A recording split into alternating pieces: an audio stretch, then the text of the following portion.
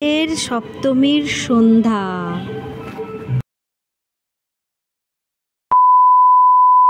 নমস্কার, শুভ সপ্তমী। আমাদের সপ্তমীটা আজ কেমন কাটাচ্ছি, এই জাস্ট বিকাল থেকে সন্ধ্যে পর্যন্ত। তার আগে একটা রেডি হচ্ছি, তো এটা একটা গেট রেডি উইথ মিও হচ্ছে।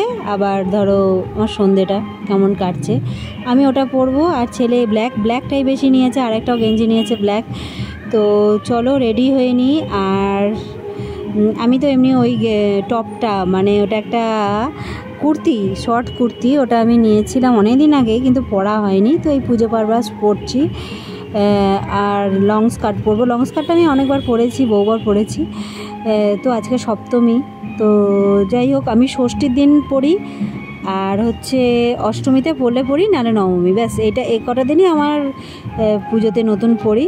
তো যাই হোক, আমি এখন ঝটপট করে রেডি হয়ে নিয়েছি, যেহেতু কারণটা হচ্ছে এখন হাজব্যান্ডের সাথেই যাব। ব্যাপারটা হচ্ছে হাজব্যান্ডের ছুটি নেই, কোনো রকমের ছুটি নেই। তো তার জন্যে আমাদের একটু সন্ধ্যেটুকু ছুটি, মানে জাস্ট একটু ম্যানেজ হয়েছে, যে বলা হয়েছে যে একটু টুকটাক জিনিসপত্র কেনা বা একটু জাস্ট ঘুরিয়ে নেওয়া। যেহেতু আমার ছেলেটা তো এমন তো বড় হয়ে যায়নি, একটু ঘোরার দরকার আছে।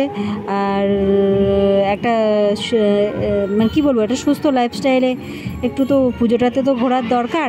আর মানুষের জীবনে সব কিছু থাকে, তো মানুষকে তো তার মধ্যেই আনন্দ করতে হয়। তো বেশি জ্ঞান দিয়ে দিলাম, সেটা বড় কথা না।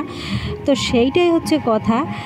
আমি আমাদের ইউটিউবের বন্ধুরা এমনিতে খুবই ভালো, ওইসব অত কিছু মাইন্ডেড না। কিন্তু আমি অন্য প্ল্যাটফর্মে আমি দেখেছি একটু মানুষ একটু ভালো কিছু, আরে মানুষ কত কী করে বেড়াচ্ছে, দেখবে তাদের দিকে অতটা নজর থাকে না, কিন্তু এই সামান্য একটু কিছু দেখে। এই সবাই দুঃখ উপকারে, দুঃখ লাইফে সবার আছে, কেউ প্রকাশ করে আর কেউ করে না। বলো আমি কি ঠিক বলছি না বলো? তবু কি মানুষকে আনন্দে বাঁচতে না? মা এসেছে হাসি মুখে, যা লাইফে যত প্রবলেম হোক না কেন মা ঠিক সলভ করে দেবে। তবে কি তাই বলে কি দুঃখের মুখ করে বসে থাকলে চলবে বলো? তো আমি এই কানেরটা নিয়েছিলাম, একটাই আমাদের, এবার কিছু সাজগোজ কিনিনি বলতে গেলে, সত্যি কথা বলতে গেলে।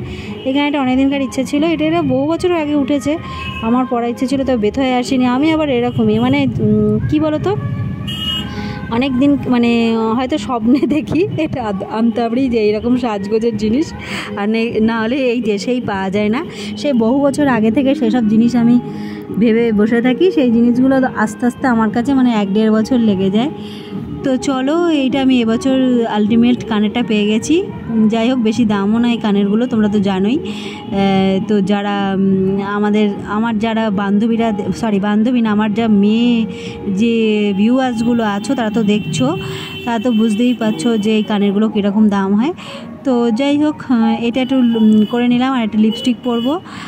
আর তারপরে যেরকম আলটিমেটলি মেকআপ। আর এই চুড়িগুলো তো শ্রাবণ মাসে আমার মা দিয়েছিল, তো সেটাও নতুনই পরেছিল, সেভাবে তো পরা হয়নি। আর শ্রাবণ মাসে আমি কাঁচের চুড়ি বলতে ওইভাবে কাঁচের চুড়ি আমি পরিনি, কারণ আমরা তো পুরো শ্রাবণ মাসটা ভেজ খাই না, সোমবারটাই খাই।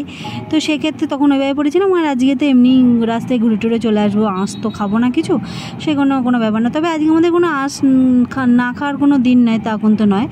তো চলো, এমনি তো কোনো কাজকর্ম করছি না, এই জন্যই চুড়িগুলো পরছি আরও। তো আমি এখন এই যে আইশ্যাডো প্যালেট থেকে গ্রিন কালারের একটা পরে নিচ্ছি, কি বলো তো, আইশ্যাডো পরে নিচ্ছি।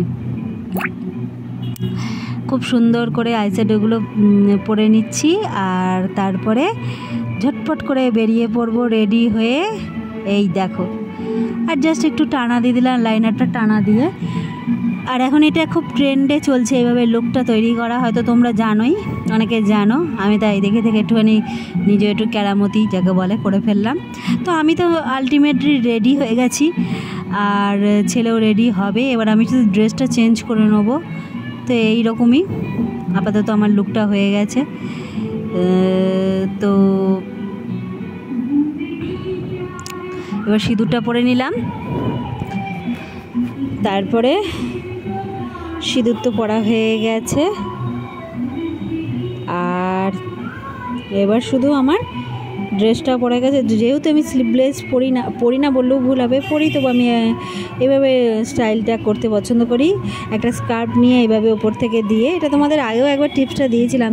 আর যেহেতু এই স্কার্ফটা দেখবে আমি পয়লা বৈশাখে পরেছিলাম আরেকটা টপের সাথে, এইটা তো এই খানিকটা একই কালার ছিল। তো সেই ক্ষেত্রে দেখো রেডি, আমি আজ আলটিমেটলি রেডি।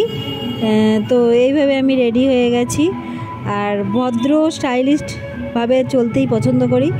আমার কাছে এটাই, ভদ্রতাই আমার কাছে মেন, মানে কি বলবো, মোটিভ যাকে বলে। তো আমি পুরোপুরি রেডি। তো আমার ছেলেও রেডি হয়ে যাবে, তারপরে আমরা ঝটপট করে বেরোবো, কারণ হাজব্যান্ডের ডিউটি আছে কোনো রকমভাবে, সেইভাবেই আমাদের বেরোতে হবে। তো চলো বন্ধু, পুরোপুরি রেডি।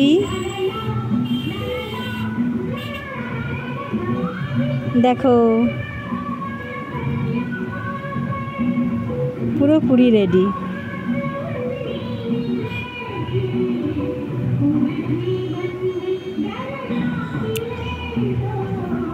আজকে মা দুর্গার সপ্তমী, তো মায়ের যে রূপ, আজকে সেই রূপটার পাশেই দাঁড়িয়ে একটা ছবিও তুলে নিলাম। তো বন্ধুরা একবারে এই দেখো হাজব্যান্ড আর ছেলে বেরিয়ে পড়েছে তার ফুচকার দোকানে, আমরা ফুচকাটা খাই।